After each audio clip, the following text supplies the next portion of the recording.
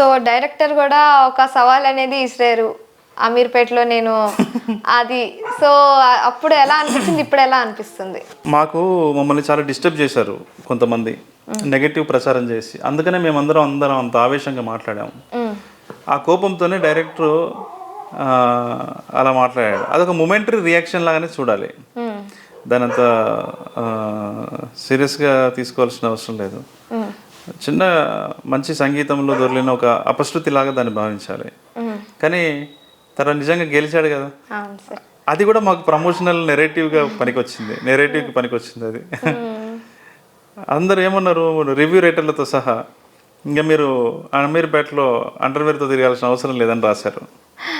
థియేటర్లో మేము స్క్రీనింగ్లోకి వెళ్ళినప్పుడు కూడా అన్నా ఇక నువ్వు అమీర్పేటలో తిరగాల్సిన అవసరం లేదన్నా అని అరుస్తున్నారు పిల్లలు, ఎవరిని, డైరెక్టర్ని చూసి. తర్వాత డైరెక్టర్ కూడా అమీర్పేటకి వెళ్ళి డప్పు కొట్టాడు, తెలుసు కదా మీకు అది. నేను అమీర్పేటకి వచ్చిన, సినిమా హిట్ అయింది, ఇక బ్యాండ్ కొడుతున్నా అని చెప్పి బ్యాండ్ కొట్టిండు.